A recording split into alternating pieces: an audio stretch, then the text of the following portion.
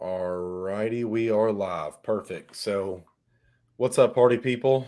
Hope all of you have had a great day. If you've had a terrible day, get over it. I've got Tim Wright on the call. So, let's dive right into this, man. How long have you been in insurance? Just shy of 7 years. What were you doing before? I did a lot of stuff. Right before I was working at a tree service, and I was basically running the scheduling and working with the crews. They did their own internal like maintenance and everything, so I was kind of administratively working in that capacity. All right. And what are some of the big things you've done in the insurance industry? I know you were on Cody Askin's podcast, but maybe what's your biggest year of production, or what are some things you've done in the insurance industry you're proud of? Well, I'm proud that I've been a six-figure producer for several years and mostly part-time. I mean, we call it full-time, but if you look at the activity, it's really been about part-time. And again, obviously being on some trips where I was able to meet Cody Askins, where I actually earned a spot to be there, and just building some individuals. Like I've got a producer on my team right now. He's only 20 years old, and he's been a six-figure producer in his first full year of business. So very proud of him for that. That's awesome, man. I like the way you talk about your people as well. What do you notice in the difference of your 20-year-old who's done six figures in his first year compared to most agents you see out there? What's the difference? Well, for him particularly, he was just, hungry, willing to learn, like listened, was willing to put in the work, willing to grow and mature. Because, when you're young, despite the fact that we all believe we knew everything at that time, we don't, So he's just been open to learning, failing, trying. And like, if he tried an idea that maybe we talked about and we thought it wasn't going to work and it didn't work out the way he thought it was, he would come back, and acknowledge that and then course correct basically. So, What would you say are the top two attributes or maybe skills or character traits that really help him find his own degree of success in this industry? Is it things like discipline? What are the top two character traits you would say you see in him that help him get that? yeah, I would say resilience, like he's willing to take a beating and just keep going. And then his work ethic, he's willing to work his butt off, and so he can get the results that he's looking for. And he understands that the results don't come out, they don't come without that effort. Now, with that resilience, I just call it EQ, emotional intelligence. It's like being able to process your emotions. You're like, do you see a lot of that in the industry as well? People get bought in with these unrealistic expectations. They don't make a sale, have a pity party, start Yeah. crying, lose their wife, whatever. Yeah, I usually say like all the time, if somebody comes in the business and they do really well, like right out the gate, I'm nervous because like the second they run up against a wall, like it's all over. Emotionally, they can't handle it. But people who come into business and they struggle to start, and maybe they have a little bit of success, enough not to be totally discouraging, but they've got a battle and they've got to fight through it. Those are the people I've seen that stick. And not only that, those are the people who become the most consistent and long-term producers.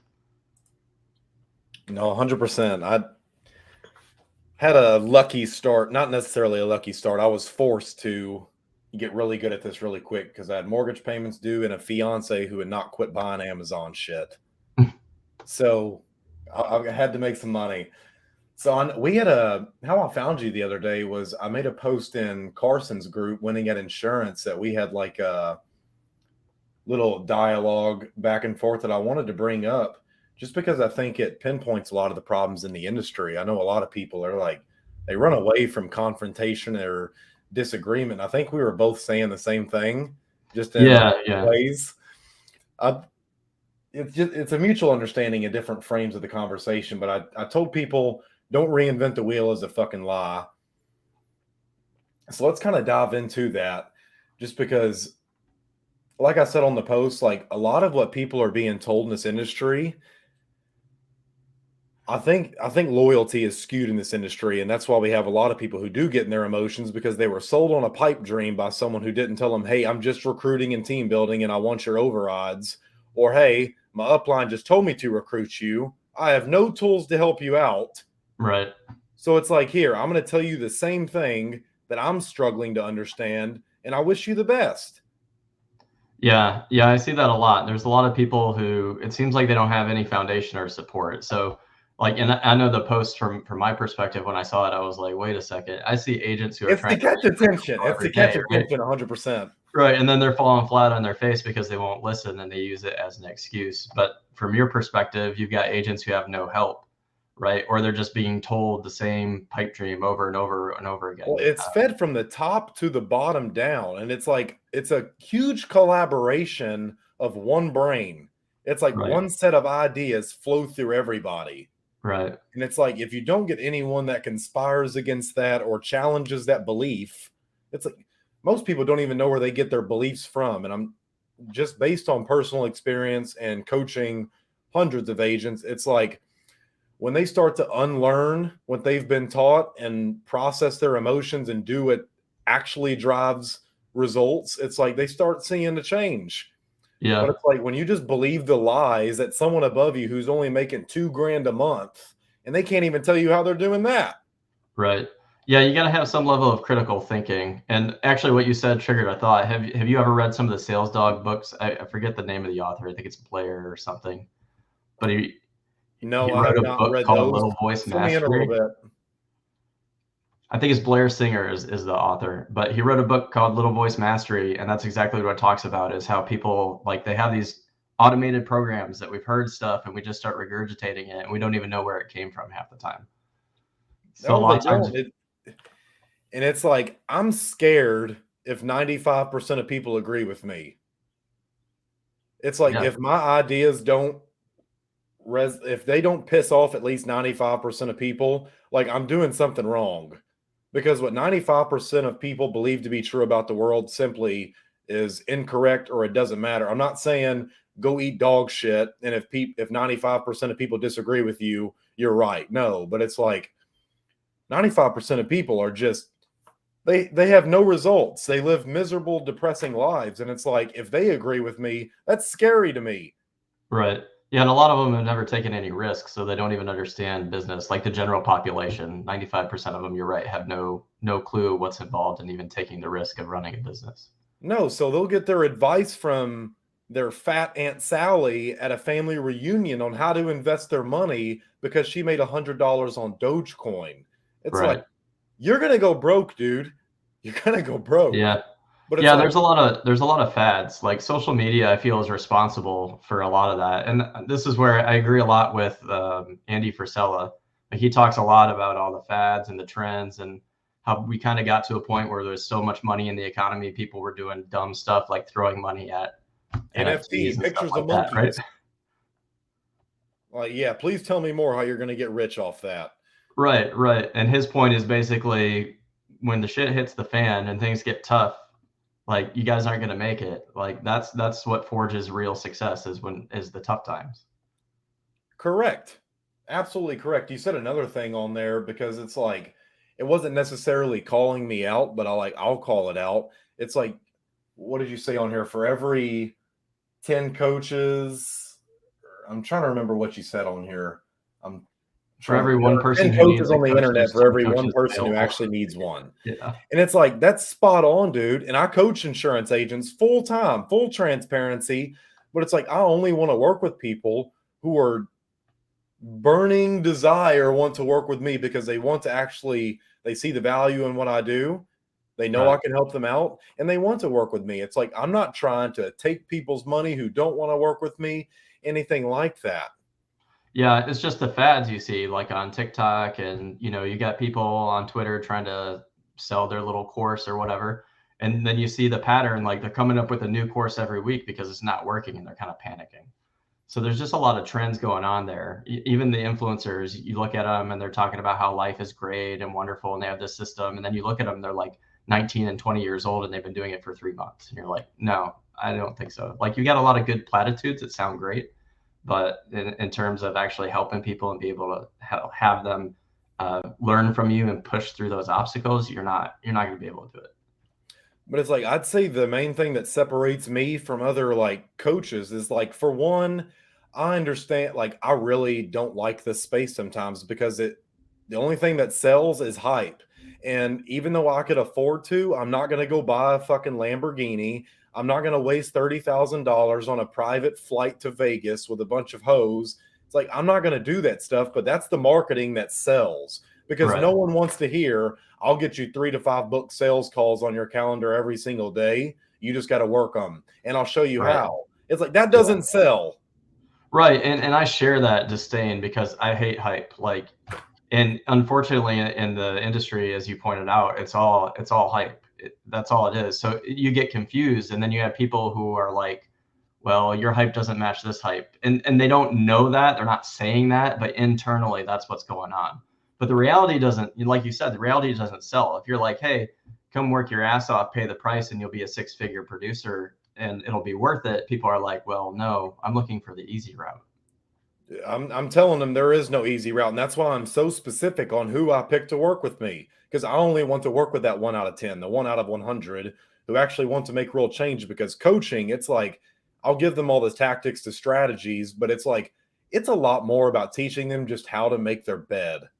I tell grown adults what they already know they need to do. It's Yeah. very annoying for the most part. And Yeah. I mean, it's the same way if you're building a team, whether you're just building a team through the agency or you're coaching, like you have to deal with people, and you can't do it for them. And I no, think you have that's to do their job and yours. right. You can encourage them. You could have to lay out the path and the foundation for them, but ultimately they're responsible to do the work. And a lot of people don't understand that. They're kind of just looking for the answers. And like the reality is there is no answer. The solution is taking action, right? And figuring it out along the way. Correct. So I have to come in there and teach them how to be a disciplined person, get rid of your dopamine release. Like these short hits of dopamine, Mm-hmm. they'll fucking kill your brain. They'll kill your brain. All of you dudes out there, I've got a lot of like 18 to 24-year-old insurance agents who watch this channel. And it's like, I know you guys are all little porn addicts. Like, turn that shit off. It kills your brain. And you're always looking for the next short hit of dopamine from watching the most insane shit. Well, even just Instagram, right? And Thirst posting and trap. getting recognition and the little red bubble and all of that. It's the same thing. Like if you're addicted to the recognition and all of that from just social media, like that's not going anywhere. It's not real life. Real life is what you're doing every day when you're not on social media. Correct. So, like, I made a decision last night. I did a video that'll be released here soon, but I'm going into hardcore, like, nightmare, no fat mode. I'm fasting everything. So, I'm only eating raw liver and a pound of ground beef every day for the next 90 days. There will be no TVs, no cell phone, unless I have to, like, take sales calls. But it's like there's not going to be any video games, no nothing. And it's like I don't even play that really a lot. But it's like Yeah. I make enough money to where I don't have to do this stuff. But it's like this is what separates me and most coaches apart. And Tim, let me know what you think about this before I get into that. Someone told me to stop marketing my coaching services.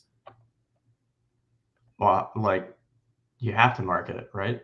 Yeah. So here's your new marketing plan, Tim. Don't tell anybody that you sell insurance. I want you to let me know how that goes a couple months down the road from now. Don't tell anybody what you do. Be a secret agent. Yeah. I mean, you got to market, you got to establish yourself to the point where you get referrals and then you don't have to market anymore. But Exactly. But that's what bringing me back to my main point, closing that loop. I have worked ferociously on my product for the last year to where I know it gets client results if they just do it. And I help them do it. But it's like, it's not a new program every other week.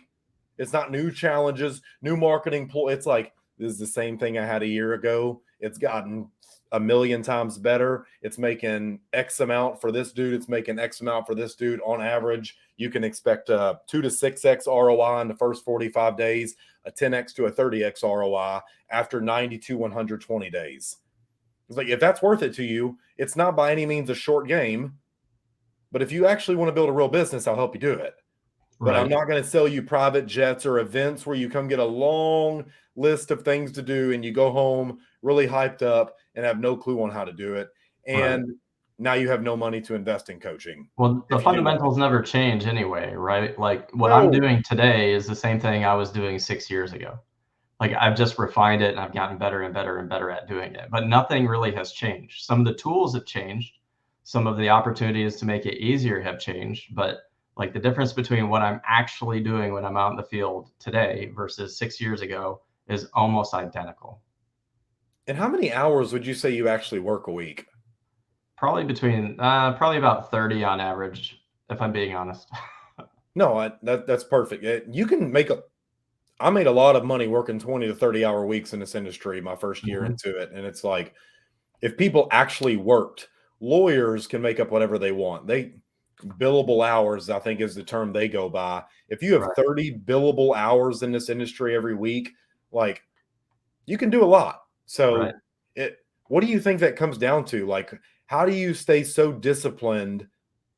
What are some things you do to help the audience out stay disciplined to actually focusing on money making activities to create actual leverage in your business? Most people just don't have leverage, and that's why Right. they live shitty lives. Well, a lot of it, to be honest with you, is just working on myself because you don't come in perfect and ready, right? Everybody thinks you start at 0 and then you bust your butt and you get to 100 or whatever, right? Well, some people come in at negative because they got baggage, they got other crap, they got stuff they need to unlearn before they can even get to 0 to have an opportunity to move forward past that. And a lot of people they don't give leverage for that, or they don't give wiggle room for that. So a lot of it has been working on myself because I'm not the most consistent person. Like I said, I've been doing this for 6 years and mostly part time. And I know it. All my mentors know it. We talk about it all the time. But that, like the flipping the switch and going to the next level, like we all also know that that's on me. Like my coaches can love me and mentor me and push me as much as they want. But until I flip the switch and make that decision to go to the next level, I'm not going to. And that's why personal development is so important, because if you don't do it, you're never going to get to the next level. And in fact, if you don't do it at all, you're probably going to burn out and quit and go back to a 9 to 5 because that's all you can handle.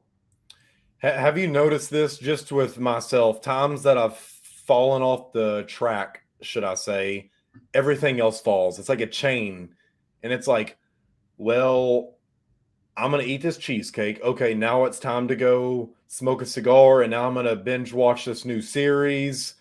And now it's like I'll wake up later tomorrow. Have you noticed that as well? Once you fall off of Oh one yeah. thing, it's that chain. Yeah, it snowballs. I always joke about this. If I ever take a vacation within like the first day or two of going on vacation, I get a client calling to cancel their policy. Without a doubt, it always happens. So it's funny how you take one little break or you stop doing one thing and everything will start falling apart. And like people don't talk about that. People just think, well, I get to a certain point and everything will be fine. And that's not the truth. Like you never stop paying that price. You're always going to pay that price if you want to stay at that level. If you want to get to the next level, you got to pay a higher price.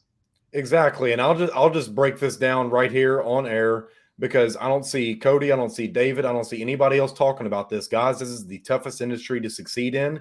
You're going to have to put 80 to 90% of your energy in it to make the income and get the lifestyle that you want out of this industry. Other people will tell you you can only work 10 to 15 hours dialing your leads and talking to people and getting 90 to think about it. But no, if you're dedicating 10% of your energy to your marriage, your friendships, I had to cut a lot of that shit off. I had to fucking sacrifice. And it sucks.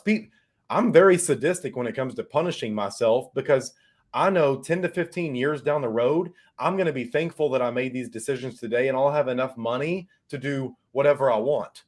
I can actually focus on a marriage. I can actually focus on raising a damn kid. I can actually focus on spending quality time with friends and family who are important to me. It fucking sucks. It's miserable. I have to suffer and sacrifice every single day from just texting my mom once a month, from not seeing her, not going to my family reunions, not hanging out with my friends a lot, not playing video. Trust me, video games are fun. Right. I'd rather sit around, drink, and smoke weed. But it's like I had to sacrifice all of that shit and dedicate 80 to 90% of my energy towards building a phenomenal product that actually shapes the insurance industry and be transparent about what it does. And Yeah. You have it's to hard choose to your fucking environment market real.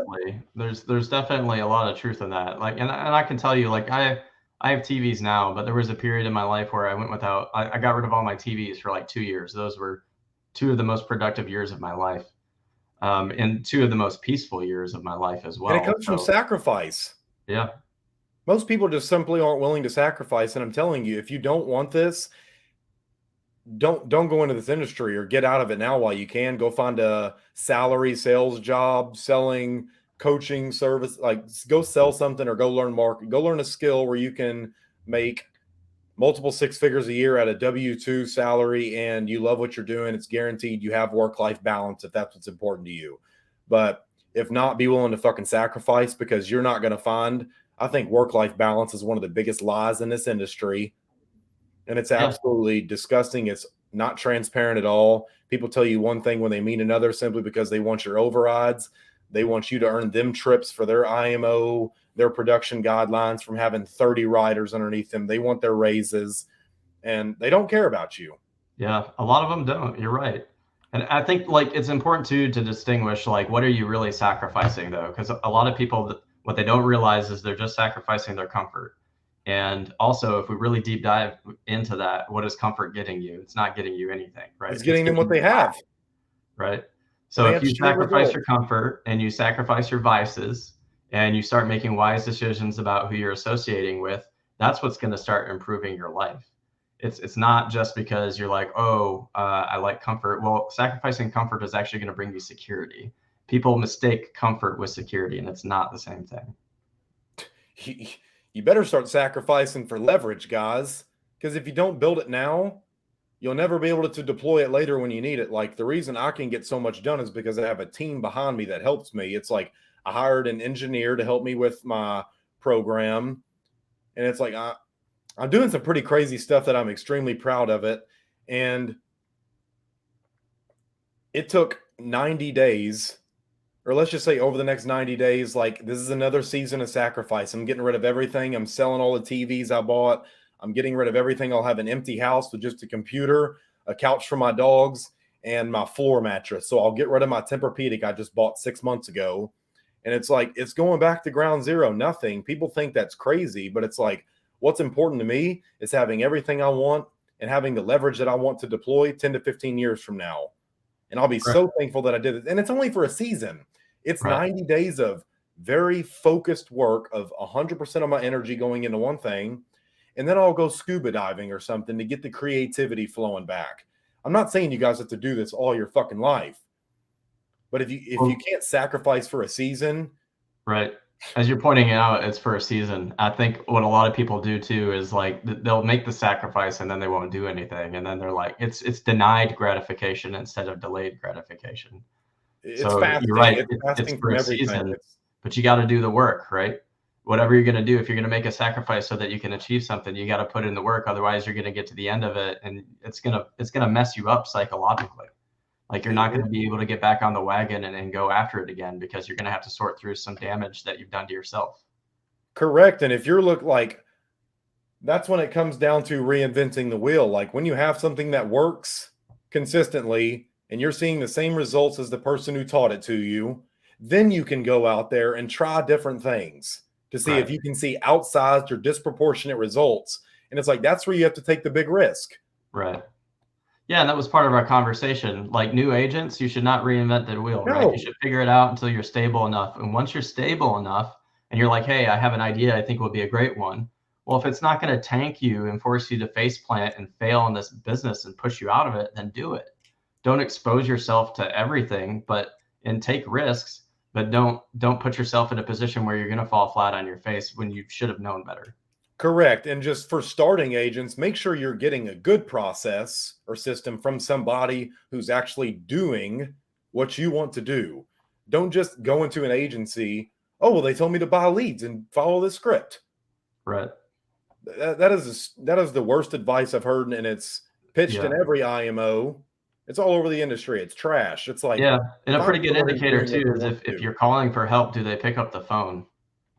Like if they don't pick up that phone and they just told you to buy leads and follow the script, then that's not very good. But if they're helping you, if they have a system, and that's the other thing is don't use your comfort as an excuse to not follow the system and then blame the system for failure when you weren't willing to plug into it.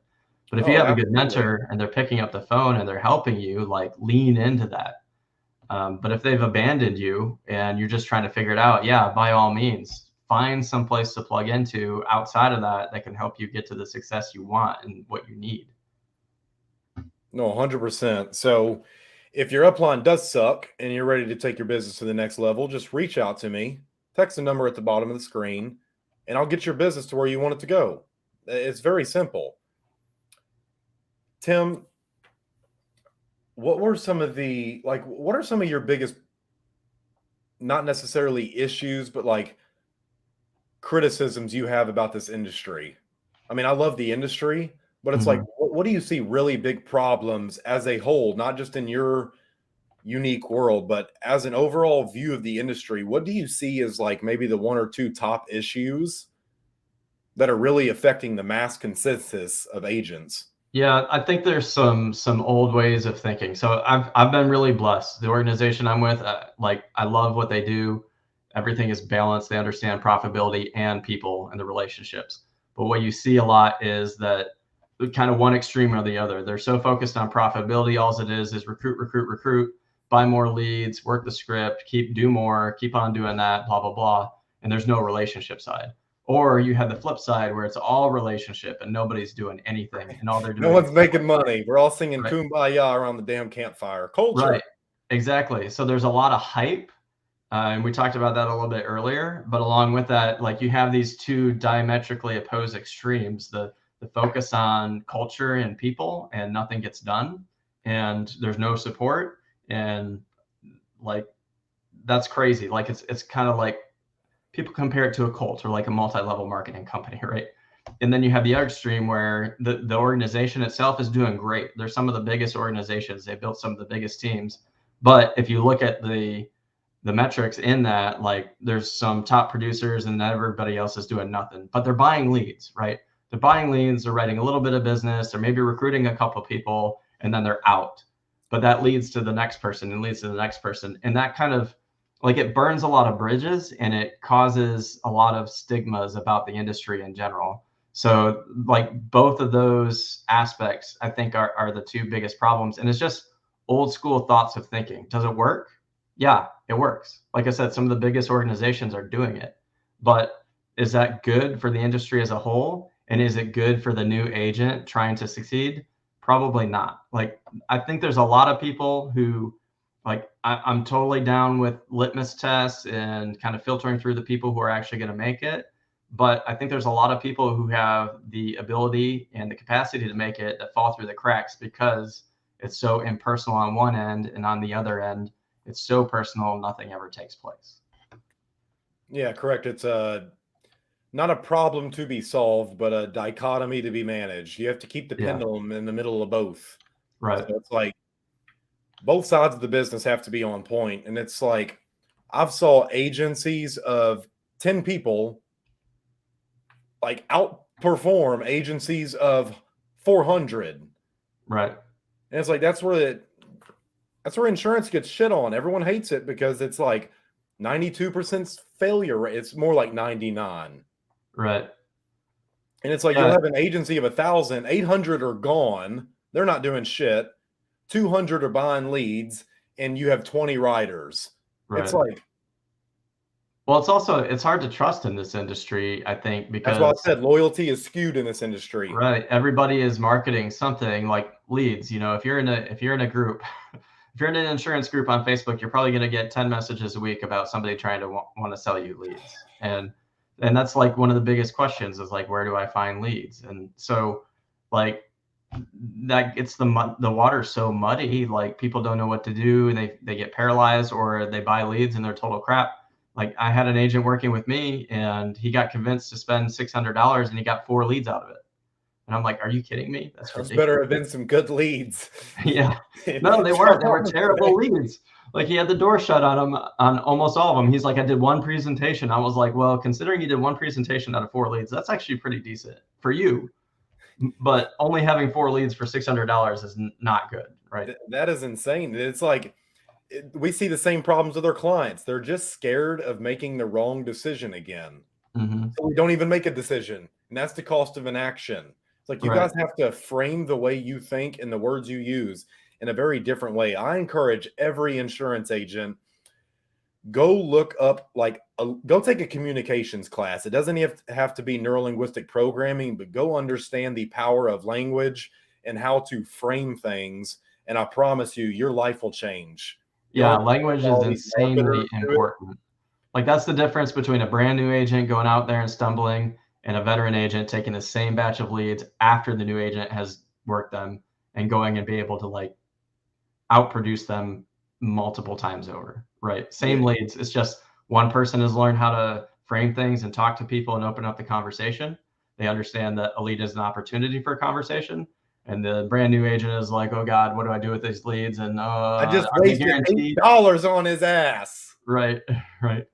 They're like, are these good leads or bad leads? I don't know. And the reality is if you're seasoned and you have the skill, there's no bad lead, right? As long as you can make contact, there's really no bad lead.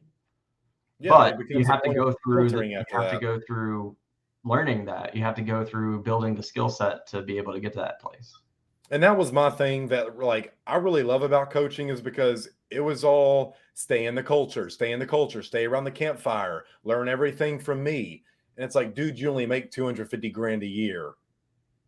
So I went the next 19 months. For the last 19 months, I've spent $250,000 in coaches, courses, masterminds, events. And it's like, if I wouldn't have learned those skills, I would have never made my first million.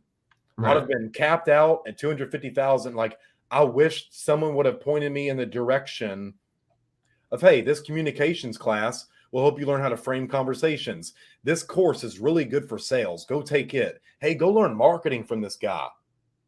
It's like no one ever points that stuff out. It's just, nope, sell your couch, break open your kid's piggy bank, buy these damn leads. Use this script that 1,000 other agents are calling your shared exclusive leads with.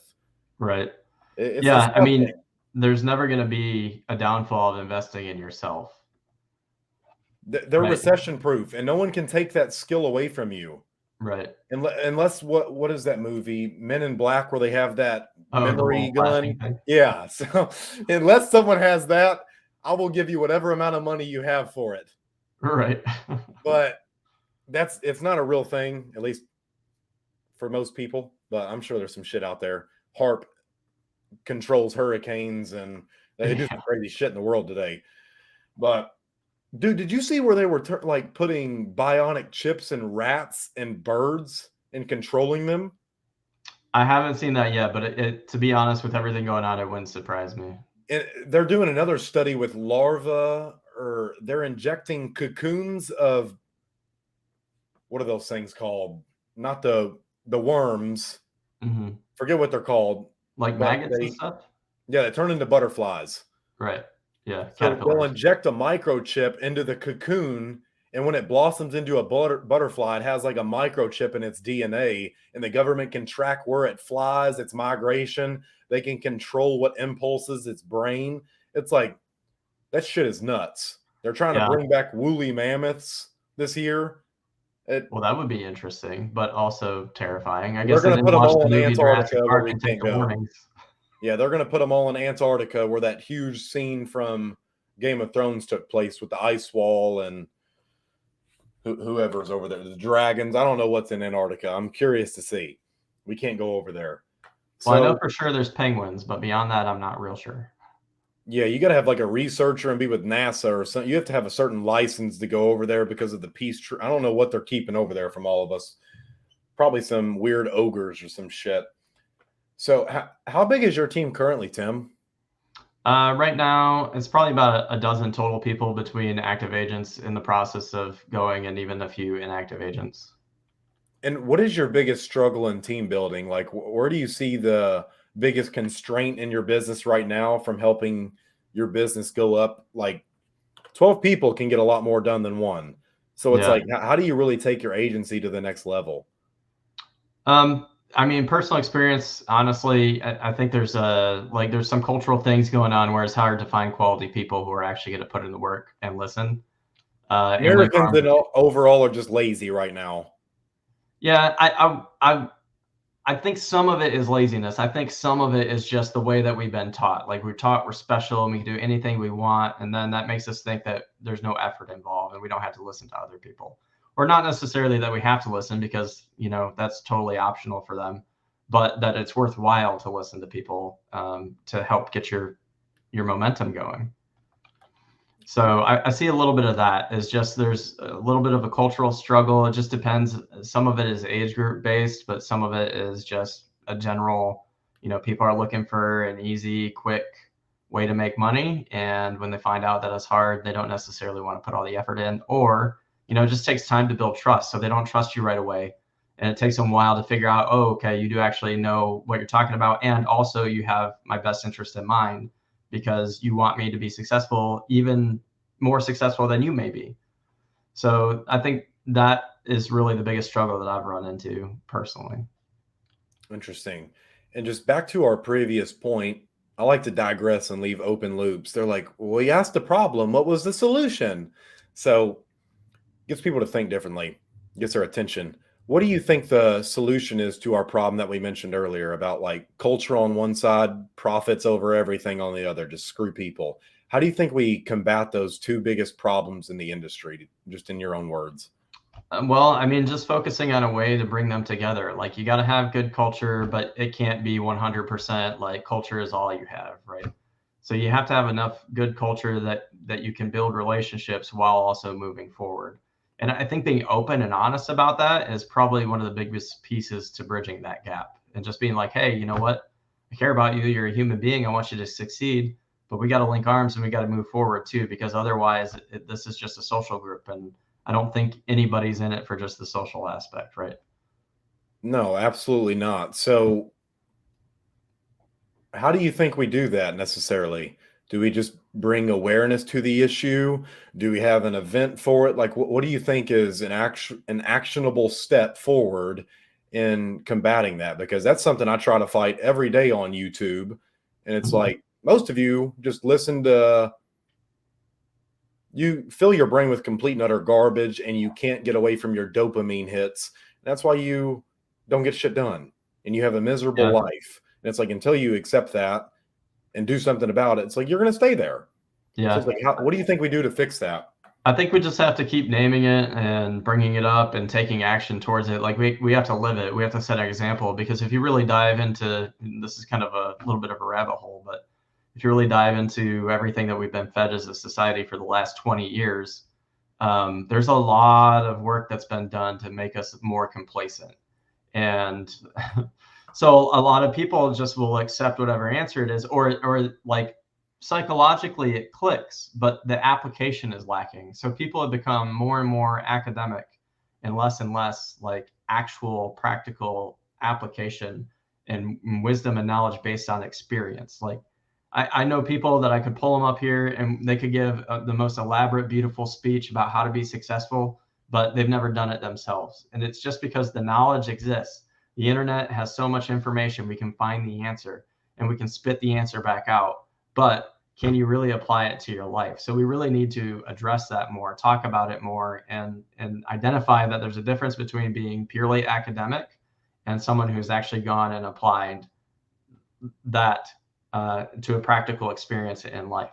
And I think the other thing is to get people to forget about destinations. Like it's not a destination. Like you're going to keep doing it. It's a journey. Get ready for a long ride. Right. You got your whole life ahead of you. What makes you think you're going to spend like 2 years doing something and then what? Go back to sitting on your butt doing nothing and reaping the rewards? That's just not it's not going to happen.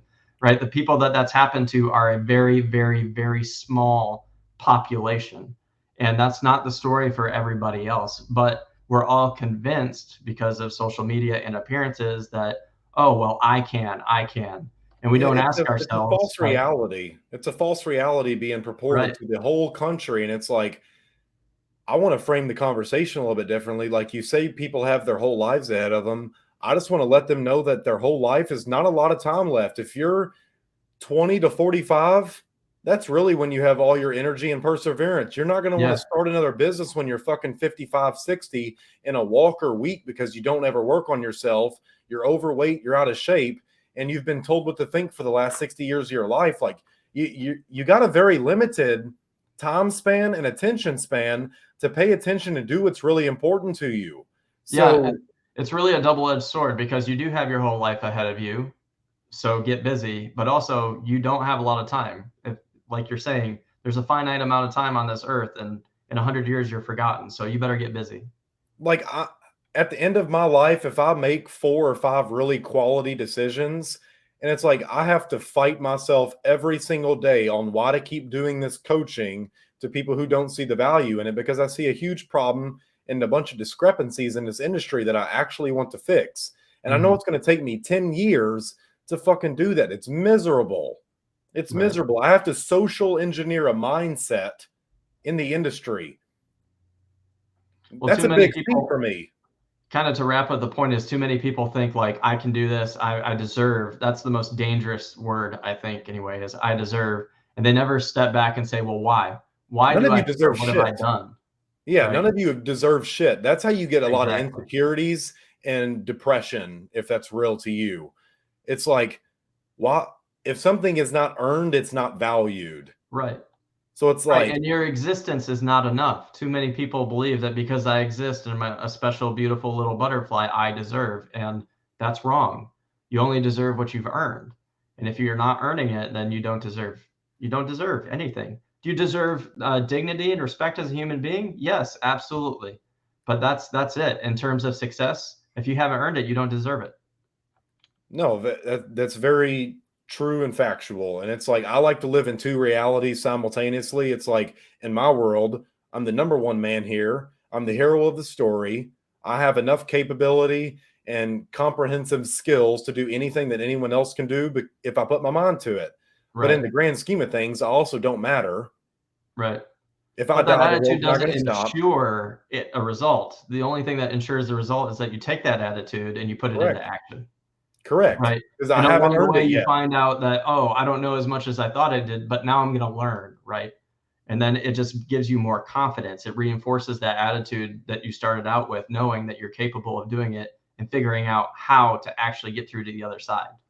Correct. And it requires an ego and knowing when to put it aside. Right, It's like people will tell you not to have an ego. I'm telling you, that's the wrong person to listen to, my friend. right. If Well, I I mean, would there's have had an ego, like go take your non-ego self into a street fight and think, well, this guy's just going to kick my ass and kill me. I promise you, you'll be right. You right. don't even Yeah, have an ego to defend yourself. Like yeah, life will walk all over you. You'll never be respected. People will right. push you down. Well, there's been university studies for like what, 40 or 50 years that most high achieving individuals have some level of narcissism, right? Some of them are extreme narcissists and some of them are Yes. mild narcissists. Yes, you have to have it. I don't if Warren It's Buffett just was just hilarious. sitting Like around, when you pick on like the president of the United States, people are like, "Oh my God, Donald Trump is a narcissist." It's like, yes, he is. Barack Obama is look a what he's narcissist. done. Yes, he is. They're both not right. Most presidents have been narcissists. Most high achieving individuals are some level of narcissists. It blows my mind. People act like you're a bad person because you believe in yourself, and I'm not humble by any means. I know I'm important in my own world. To the Right, grand scheme of things, I don't matter, which means I right, must go out there and build something that gives me the validation that I want. right, It's like you're only going to be respected, especially as a man, for how much utility you provide to the world. You're only going to be respected based on what you can provide. You'll only be loved and cared for based on what you can provide or give to the world. The right, marketplace only rewards you based on how valuable of a problem that you solve. That's it. right. And if you did a good enough job, perhaps you'll create a legacy where you'll be remembered a little bit longer. Yeah, 3 centuries from now, they might remember your name, Right. but it's If you did a all about, really good job. Yeah. yeah, it's all about chasing what's important to you. Well, dude, if you could leave, like, I'll be respectful of your time. Leave like one actionable item that life insurance agents can do to really maybe refocus their energy and attention, or what's one thing you can leave them on to really get what they want out of this industry, or maybe realize they need to get out of it and go do something different? I guess just ask yourself what you're willing to sacrifice. Like if you're not willing to sacrifice what a legitimate coach, mentor, whatever it is, if you're not willing to sacrifice what they're telling you you need to do to be successful, then you might be in the wrong place, right? So ask yourself if you're willing to sacrifice it, and if you're telling yourself yes, then do it. That's the best advice I can give you. Is if you have a good mentor or a coach and they're telling you to do something and you're uncomfortable, but you've accepted the fact that you're willing to make the sacrifice. Take the action. And if you're not willing to take the action, get out. Yeah, shit or get off the pot. That's what my Pretty grandma much. used to say. Yeah. Shit or get off the pot, damn it. So, dude, thank you so much, Tim, for hopping on here. I really appreciate it. Seriously. Where can agents find you if they want to maybe join your team in the future or anything like this? Probably the easiest way is on Instagram. My handle there is Real Tim Wright. And then I've also done a couple podcasts with Life Insurance Academy. So if they want to hop on there, they can find me through that as well.